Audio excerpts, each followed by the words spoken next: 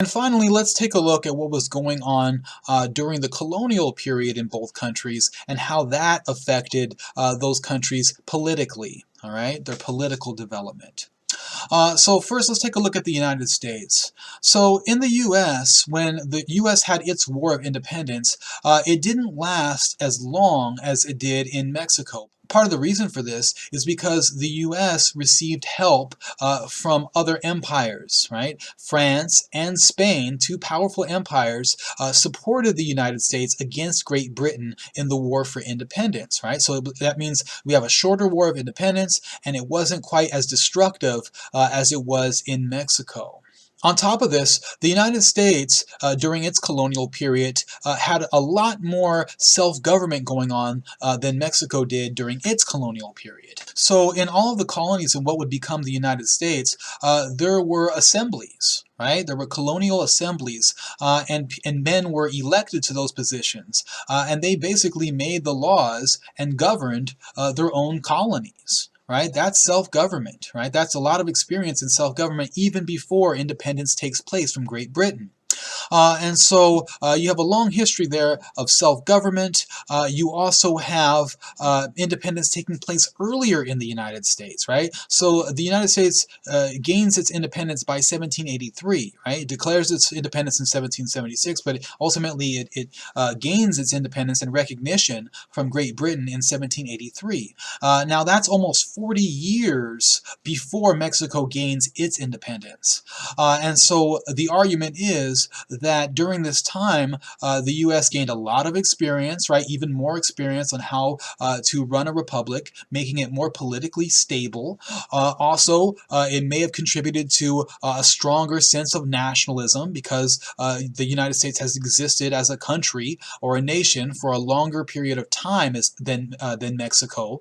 And so ultimately, this leads to more political stability in the United States. And so Guardino points out that in the U.S. you have a more homogenous public sphere, meaning that more people that were involved in politics and were really considered Americans were more homogenous ethnically or racially, right? What does that mean? Basically, that the majority of Americans are of European descent. Right? Other minority groups, such as African Americans, were excluded from the political process because you have African Americans who are enslaved, right? A huge portion of the population that is enslaved, and then you have some free African Americans, but they are denied a lot of their rights as citizens of the United States, right? In many states they can't vote. In some states they can't own land. They're not welcome in some territories of the United States and the West, and so you have really just a Euro-American dominance taking place in the United States. The same goes for Native Americans. Native Americans were not included in the American Republic, right? They were separated. They were either put on reservations or pushed off of their lands, or ultimately just separated in a territory away from the United States. And so Native Americans were not a part of the political process. They weren't voting. They weren't considered citizens. And so ultimately you just have a Euro-American country for the most part, with minority groups being left out and not a part of the process. No attempts to include them in the country, right? Now, the opposite is taking place in Mexico in a number of different ways. We'll start off with the Independence War in Mexico. So in Mexico, Mexico didn't receive any support from another empire during their war for independence against Spain. All right? They didn't get a lot of outside help, so the war was a lot longer. It was more destructive. I talked about how it destroyed the mining and agricultural industries that were established in Mexico.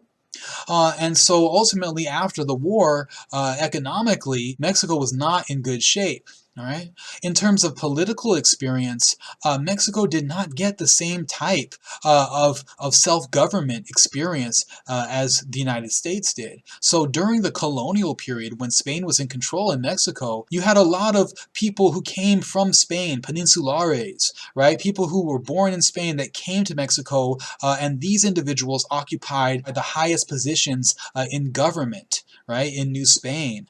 And so when Mexico gained gained its independence, there wasn't a lot of experience there on how to govern themselves, right? There was a small degree of experience in self-government, but that was only at the town level, right? It wasn't at like the colony level or the state level or the regional or provincial level, anything like that.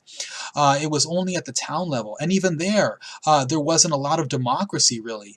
In many cases, these positions were simply paid for by wealthy members of the town. Right? They bought their position, they got into the town council, and they governed their little town. So very limited governing experience in Mexico, right? So very different from what you have in the United States, and that's going to hurt the stability of the political system in Mexico during the early years of the Republic. All right, so we already pointed out how independence in Mexico took place nearly 40 years after the United States. In 1821, so there's less time there to really develop that strong nationalistic sense or sentiment. Even though there was a sense of nationalism, right, in Mexico, maybe it wasn't quite as developed as it was in the United States. And finally, you have a difference in the treatment of minority groups in Mexico. In Mexico, there was a lot more racial mixing during the colonial period than there was in the British colonies.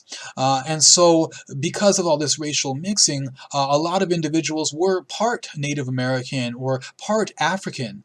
And so, these different minority groups would eventually receive equal status when Mexico becomes an independent republic. Right? They would be recognized as equal citizens in the republic.